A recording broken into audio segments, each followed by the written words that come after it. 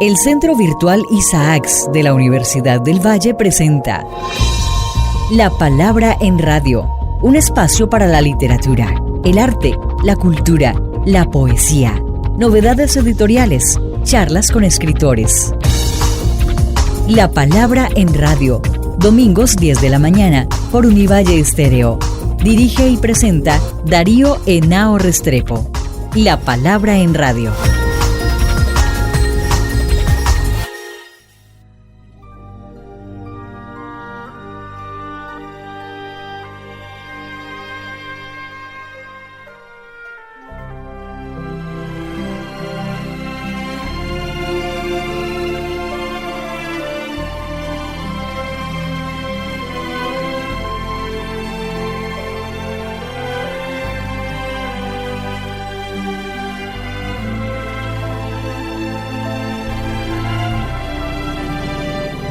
Bienvenidos a nuestro programa La Palabra en Radio, un programa del Centro Virtual Isaacs de la Escuela de Estudios Literarios de la Facultad de Humanidades de la Universidad del Valle. Como les había prometido el programa anterior, hoy continuamos con el escritor, el poeta y especialista en Dante, Edgar Collazos Córdoba. Hablamos en el programa pasado de la importancia de la obra de Dante, de la Divina Comedia, y anunciamos una conversación más específica sobre su libro Por la Ciudad del Juego, que es un libro de muchos años de trabajo. Creo que nadie en Colombia, por lo menos, y seguramente en las letras hispánicas, ha tenido esa dedicación, Edgar Collazos, por la Divina Comedia, por la obra de Dante. Además de que es un estudioso de ella, es un profesor de esa materia en la Universidad del Valle. Queremos hablar entonces de este libro con Edgar Collazos. Bienvenido a La Palabra. Sí, Darío, bueno, muchas gracias. Poeta, hay muchos comentarios favorables del programa anterior. Empecemos por la cosa más básica, que creo tu libro se escribe mucho por la inspiración que te produce la obra de Dante, lo que ella te entrega a ti como estudioso, pero sobre todo como el profesor que has sido de guiar a tantas generaciones en los últimos años que han estudiado contigo este seminario. Leyéndote, me genera una necesidad enorme de conocer más, de tener una buena edición. Yo tengo algunas y, como te decía en el programa anterior, pues tuve la fortuna de compartir muchas veces con Giorgio Vanderlei, el gran traductor de Dante al portugués. Además también fue traductor de Borges, con él trabajé en eso y por eso lo conocí y hice tanta relación con él. Y la pregunta es básica: ¿qué es lo que más necesita quien empieza a leer a Dante hoy, después de 700 años de haber sido escrita la Divina Comedia, que es uno de los grandes clásicos de la cultura universal, de la cultura occidental? Bueno, recordemos que el próximo mes, septiembre, se cumplen 30 años. Vamos a un mes prácticamente del festejo de esta gran obra, de esta catedral, porque la comedia es una catedral, es una pieza única, no solamente occidental, sino en la literatura del mundo, porque también Dante tenía influencias orientales.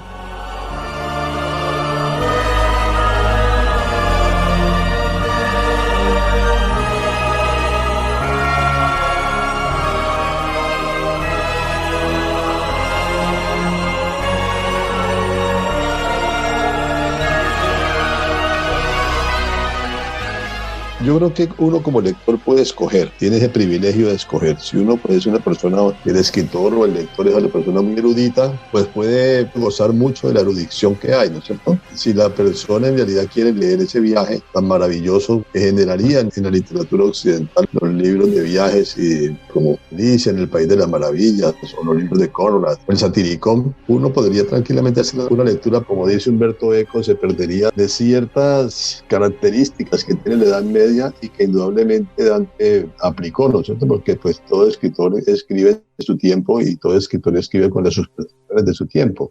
Uno no podría olvidar, por ejemplo, que la comedia, hay que decirlo, es el canto al geocentrismo, y porque Dante, de todas maneras, me parece que puede ser el último poeta medieval y el primer renacentista, porque ese canto tolemaico se diferencia de lo que, por ejemplo, pudieron hacer los renacentistas. Hasta ahora ningún novelista, ni el cúmulo de obras literarias desde el de Sacá ha hecho el canto al heliocentrismo. Entonces, primero ver eso, y si nos ubicamos ahí en esa cosmogonía, porque es que es muy importante Dante. De todas maneras, por eso la escritura del libro, porque el libro es una guía que le cuenta al lector, mire, es que tiene que mirar que la gente de la Edad Media, por ejemplo, creían en las apariciones. Nosotros, después del Renacimiento, como elemento literario, no son las apariciones, son los sueños. Entonces, aparición contra sueños. Los medievales no veían como nosotros una pantera. Los medievales veían tranquilamente una iglesia, un grupo de curas corruptos. Los medievales me preguntaban muchas cosas porque lo hacían simbólicamente. Estaban inmersos en otra cultura muy diferente y eso tal vez este libro que yo escribí cuenta como esas referencias para poder entender cierta parte de la obra. Creo que cada uno escoge su interpretación. Yo, por ejemplo, pienso como los románticos, y bueno, no solamente en Dante, sino en Shakespeare, pienso que son ellos los que han hecho la mejor lectura sobre Dante, porque lo que dice Auden, el poeta Auden inglés, y es que si queremos leer teología, pues no leamos a Dante, leamos a los patricios y a los maestros y a los filósofos medievales. Leemos a Dante por su poética, porque ante todo es un gran poeta. Creo que es la postura de los románticos alemanes, creo que es la correcta. Mirar a Dante desde el punto de vista de la poesía. ¿Cómo incursiona él en esa unión? ¿Cómo lo digo entre la filosofía, la poesía y la teología? ¿Cómo digo eso? Yo creo que ese era uno de los problemas que él tenía.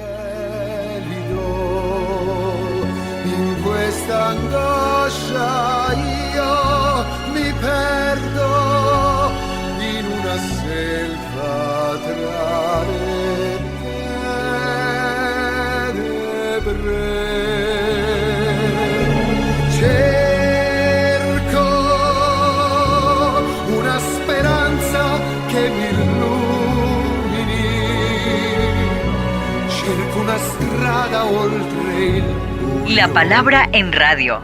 Y hay un momento ya al inicio de tu texto que dices algo que es lo que desarrollas. Dice, el relato inicialmente es muy sencillo, el de la Divina Comedia. Es un relato, pues, un hombre que se perdió en un lugar aledaño a las puertas del infierno y que alguien que resulta ser el poeta Virgilio viene a socorrerlo para llevarlo al paraíso donde lo esperaba Beatriz. Para que nos hables cuál es el papel de Virgilio en la Divina Comedia. Bueno, esa es una pregunta histórica, porque Virgilio es un personaje histórico. Virgilio tal vez es el personaje más histórico que tiene la obra, porque Virgilio existió. Una de las preguntas es, ¿por qué Virgilio? ¿Por qué no escogió a Homero? ¿Por qué no escogió a Lucano? ¿Por qué no escogió a Séneca? Si es que de todas maneras es influencia de Shakespeare. Esa es una buena pregunta literaria que tendría que responder los colegas que se dedican a la literatura romana. ¿Por qué Shakespeare y Dante escogen la tragedia senequiana y no escogen la tragedia griega? ¿Qué es lo que les interesa de esa tragedia de Séneca? Entonces la pregunta también es, ¿por qué Virgilio? Es muy posible que sea, bueno, primero por la calidad poética, porque Dante era maravillado por la Eneida. Y si hay alguna obra grande en la literatura universal con la comedia, es la Eneida. También porque Virgilio en la Edad Media era considerado un profeta, más que un poeta, por un detalle, y es que en la Égloga 4, antes de que escribiera la Eneida, él había escrito unas églogas, y en la Égloga 4, Virgilio pronostica y le dice a la gente que Cristo va a venir. Bueno, no dice Cristo, porque todavía no lo han crucificado, pero sí habla del ungido, habla del Hijo de Dios. Y entonces para la gente de la Edad Media eso era casi una profecía. Y segundo, porque Virgilio es la razón. Dante, en el mundo alegórico de la comedia, es en la humanidad perdida de los vicios. La humanidad ha perdido el camino correcto. Virgilio es la razón, que en el toscano es Cagión, y Beatriz es la teología. Podemos considerarlo así. Incluso creo que de las partes más bellas de la comedia es el inicio en las puertas del infierno, cuando Dante encuentra con Virgilio, está atemorizado, lleno de cuitas por la presencia de los tres animales, de las tres bestias, monstruos que no lo dejan pasar, y de pronto ve una sombra, y entonces dice, bueno, y ahora este señor, ¿quién será este? Pero lo reconoce, y Virgilio tal vez en los momentos lindos es cuando Virgilio le dice, pero ¿por qué insistes en sufrir? ¿Por qué insistes en estar perdido? ¿Por qué no aplicas la razón, que es la causa de toda la alegría que puede suceder en el mundo? En mi mal toscano podría decirlo, ma tu perché ritorna tanta noia, perché scala el principio monte, que principio cagión de tuta noia. Y ahí le dice que es la razón. Y entonces Dante le dice unos versos muy hermosos y dice tal vez una palabra muy misteriosa que los dantistas demoraron muchos años en saber qué quería decir. Entonces le dice, tú eres Virgilio, aquella fuente que expande el gran caudal de mi alegría, repuse yo con vergonzosa frente. Tu sei Virgilio, aquella fonte que expande di parlarsi largo fiume, repuse lui con vergonzosa fonte. Y le dice fiume, en italiano es el río, porque la Edad Media catalogaba a Virgilio como un río de palabras, tenía el gran caudal de la oratoria, por eso le dice, tú eres Virgilio, aquella fuente que expande el gran caudal, se lo dice. La palabra en radio.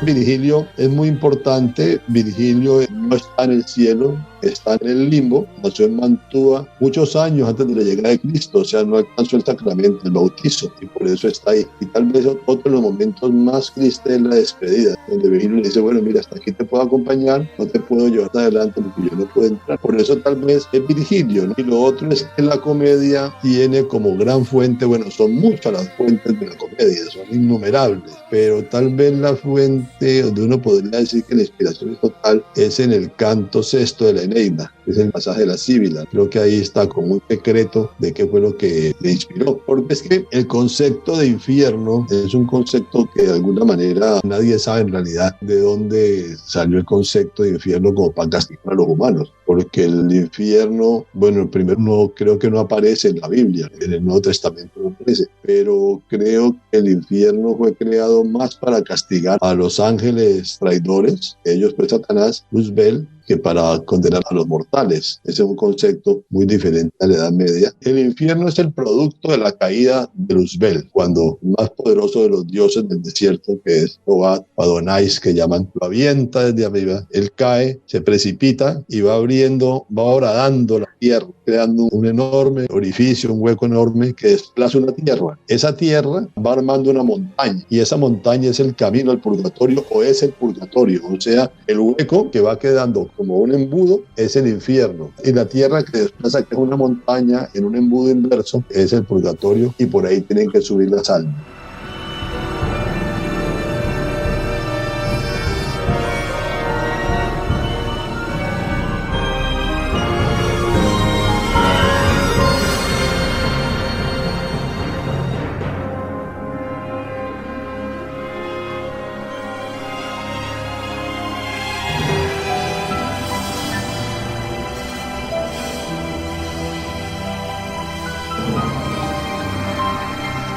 La palabra en radio. Sí, esa noción del infierno, por supuesto, poeta, por lo que leo en tu libro, está muy ligada, como ya lo has señalado, a las concepciones y a las ideas y a la cosmovisión medieval. Sin embargo, hay otros elementos que creo ya se muestran en Dante, que son como una visión por la vía de la razón para salir un poco de ese universo que Dante conoce también y que tú en el texto haces paso a paso, los 9 círculos del infierno, un recorrido de algo que también hace parte como del contexto político, de la crítica, como muchos comentaristas han señalado, que ese es un libro en ese sentido profundamente político. Eso es un ajuste de cuentas con su tiempo, con su época, con las mismas vicisitudes políticas que vivió el propio Dante, para que nos des un poco de luces y de explicaciones al respecto.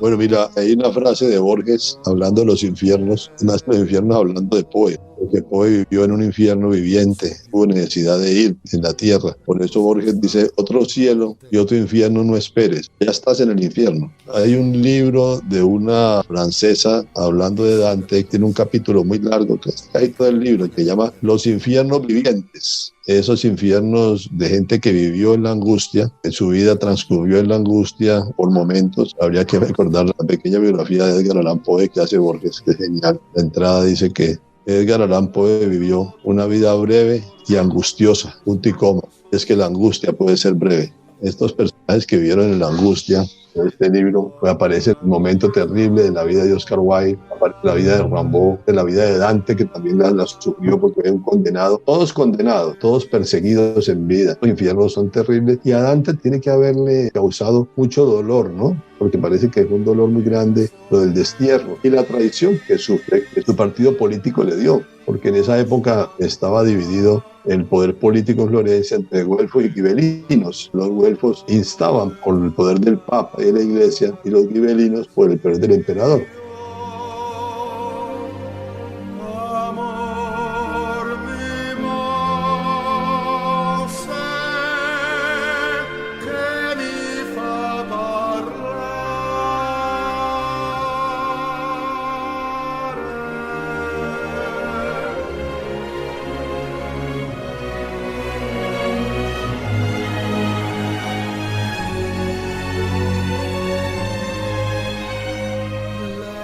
Dante, en su andar político, había participado de una facción de los güelfos, que eran los negros, que son los que los condenan. Parece ser que después del destierro, después de la muerte de su inquisidor, Dante, el poder florentino lo llamó a ver si quería volver. Dante no aceptó. Bien puede ser eso, porque él vivió el infierno desde que está desterrado por mucho tiempo. Ahora, es muy posible que la comedia, o la Divina Comedia, porque es que se llamaba la comedia, no se llamaba la Divina Comedia, eso es una equivocación de un editorial que se llamara el Divino Dante, y creo que fue Boccaccio el que le traspasó el epíteto de divina a la comedia. Después del destierro de Dante, se sabe que su hijo mayor en unos cajones encontró unos poemas, unos cantos, y él pues fue donde un poeta muy famoso y un gran poeta, que son los poetas medievales, Cavalcanti, Guido Cavalcanti, que había sido, digamos, un cotejo con Dante, había vivido en los sonetos a través de Guido Guinicelli, porque ese es el grupo del Stil Nuovo. El Stil Nuovo formó parte de un grupo de poetas que cambiaron la poesía italiana por muchos siglos, el Dolce Stil Nuovo, y ese Dulce Stil Nuovo fue traído por un gran poeta que había estado en el destierro como Dante, se llamaba Guido Guinicelli. Entonces el hijo de Dante le lleva estos versos y le pregunta que qué tal son y de quién serán. Y entonces Cavalcanti le pregunta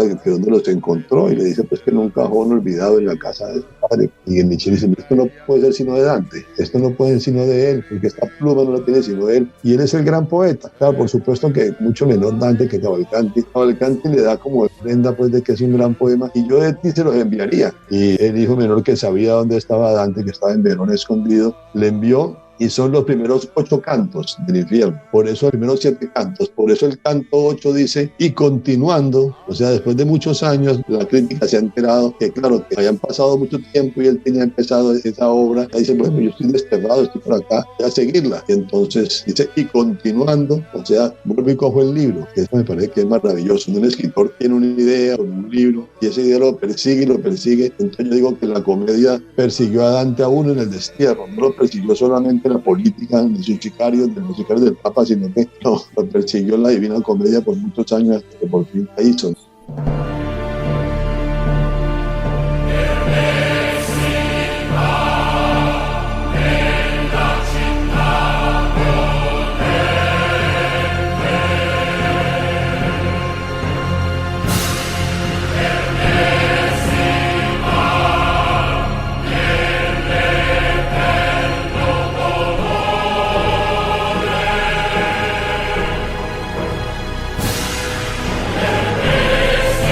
La palabra en radio. Hay otra cosa que me llama mucho la atención en tu análisis. Por supuesto, tendríamos que tener horas y horas para hablar, o sea, hacer el curso contigo. Pero para nuestros oyentes, ¿cuál es el papel de Beatriz? Que ya está, dijéramos, planteado en un libro bello que es La Vita Nuova. ¿Cuál es el papel de Beatriz en la comedia? Y el papel que tiene Virgilio, que es un poco como el guía que va a llevar a Dante hasta Beatriz. Lo deja en un lugar y no lo acompaña ya al final. Para que le contemos a nuestros oyentes esto que ha sido tan vista como una historia de amor, pero también como un proceso interior muy profundo, el de llegar a esa Beatriz.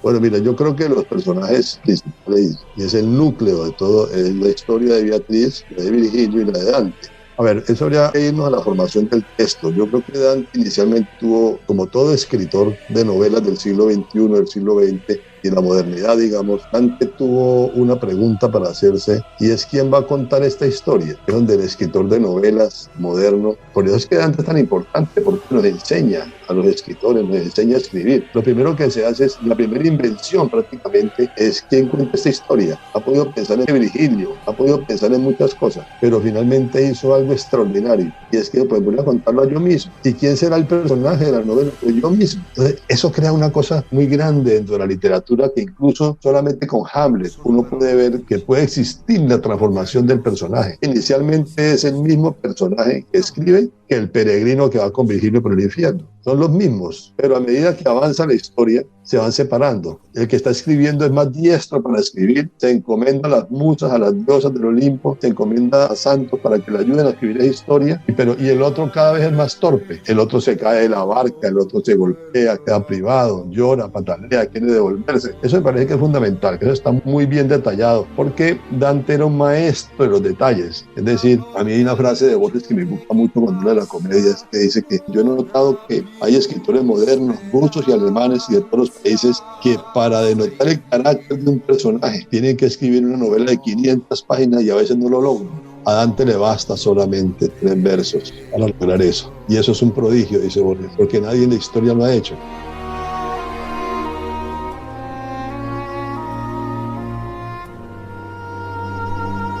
Allora el suo amore, la tua speranza.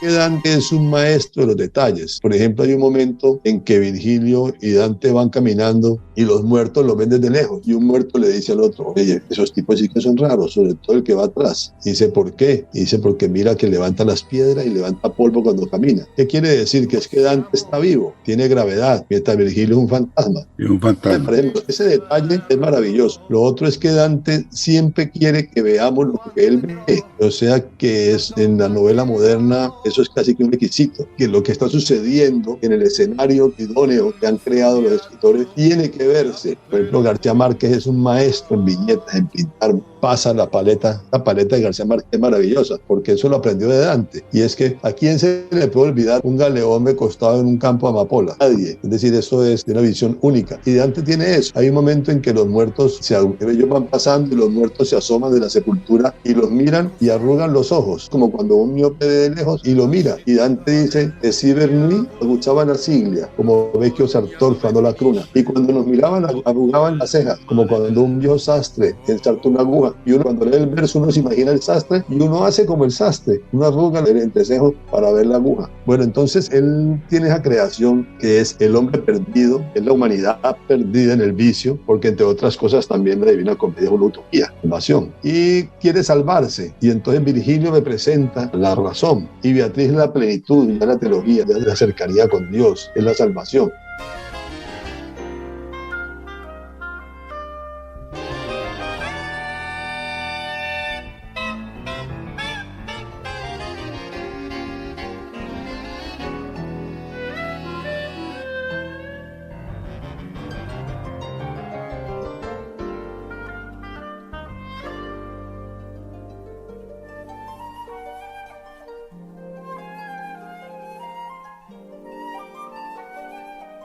La palabra en radio. Pero hay algo importante, Darío, en esto, y es que en el capítulo o en el círculo donde él se encuentra con Francesca y Rimini, entre otras cosas, lo que dice Borges es cierto. ¿Cuántas mujeres ha creado la literatura? ¿Cuántos hombres? Y ha necesitado 500 páginas para crear un personaje. Pero Francesca y Rimini, que se encuentran en el sitio donde están los azotados por la lujuria, es un viento que los azota, llegan a un sitio y van para allá y para acá. Y entonces Dante le pregunta a Virgilio por una mujer que hay ahí hermosísima, desnuda, que tiene un cabello muy largo y tiene una lanza que le traspasa el pecho. Al otro lado, ahí mismo en la lanza, hay un adolescente desnudo y van juntos por el mundo y Dante quiere hablar con ella. Ella acerca y le dice: sí, mire, yo soy Francesca de Rimini, mi pecado fue muy grave, yo no niego que yo haya pecado y que merezco un castigo, pero no así. Y entonces ella le cuenta a Dante, le cuenta que ese es su cuñado y que tuvo una infidelidad, tuvo prácticamente pues una infidelidad sexual con su cuñadito, y llegó el marido y los traspasó con una lanza. Y entonces Dante dice: pero usted sabía prácticamente que eso era un problema. Es decir, que si yo arriesgo los momentos de la vida simplemente por lo que sentimos, por lo que siente el cuerpo, pues va a haber un problema. Y entonces Dante se despide muy triste de ella, porque Dante piensa que aquí están. Y es un verso muy bello y muy profundo. Aquí están los que sometieron la razón a los sentidos. O sea que ahí está otra de las afirmaciones, que es por medio de la razón, donde no podemos extraviarnos en el camino correcto de la vida. Aquí están los que sometieron la razón a los sentidos, que será años después un imperativo categórico en la filosofía de Kant, y es que el cuerpo quiere lo que dice Nietzsche, pero la mente dice no. Eso me parece interesante, y ese es un capítulo también muy bello, porque así ella haya pecado y ella esté ahí traspasada por esa lanza cumpliendo su condena en el infierno, Dante siente una tristeza muy grande, tal vez el momento más triste, pero es por una razón, porque Dante siente que así pecaron y todo y se extraviaron en el mundo, ellos vivieron el amor que él no ha podido vivir con Beatriz, y hay un dolor profundo por ese sistema. Lo otro es que esa obra, como está cifrada en cantidades de requisitos, hay una que es el contrapaso que tenía que haber sido sacado de la primera época de lo medieval, y el contrapaso es una ley, la ley del contrapaso, que dice que la naturaleza del castigo es igual a la naturaleza del pecado. Es decir, si yo en la tierra cometí el pecado de la gula, en el infierno estoy condenado a aguantar hambre. Si yo en la tierra fui perezoso, en el infierno me tienen corriendo. Los adivinos que ven el futuro, en el infierno tienen la cabeza volteada hacia atrás viendo el pasado. La ley del contrapaso, que es hermosísima, ¿no? Que podría ser similar a la ley del talión. Entonces, mediante el simbolismo de lo que significan esos tres personajes, es que podemos entender la comedia.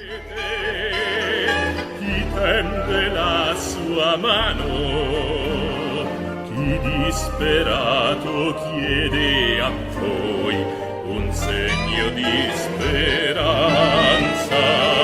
gente perduta senza pietà, la vostra vita senza l'amore, ora la morte viene per voi, il regno dell'Eterno. Bueno, hemos conversado aquí con el poeta y novelista Edgar Collazos. Vamos a tener que hacer otro programa, otra parte para seguir y entrar en varios elementos que están muy bien desarrollados en Por la Ciudad del Juego, libro que estará siendo presentado en la próxima Feria del Libro de Cali en octubre, que será publicado por el programa editorial de la Universidad del Valle. Pues le agradezco al profesor Collazos, al amigo y al poeta por esta extraordinaria disertación que nos ha hecho aquí. Muchas gracias, Darío, y gracias a todos. Agradezco tu presencia en este programa, Edgar, y bueno, los espero en el próximo domingo aquí en La Palabra en Radio. Agradezco a la productora general Shirley Sáenz Mosquera, a Fernando Patiño en el sonido, y a quien les habla, Darío Henao Restrepo. Les desean un feliz domingo y los esperamos aquí la próxima semana en la 105.3 de la FM Univalle Estéreo.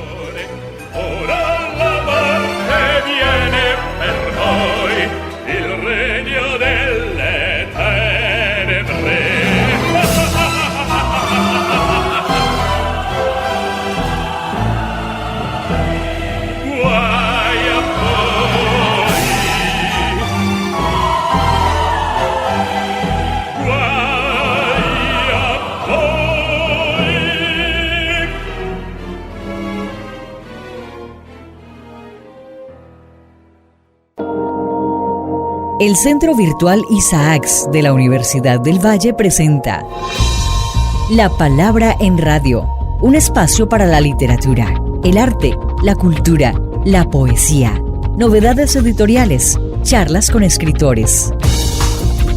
La Palabra en Radio, domingos 10 de la mañana por Univalle Estéreo. Dirige y presenta Darío Henao Restrepo. La Palabra en Radio.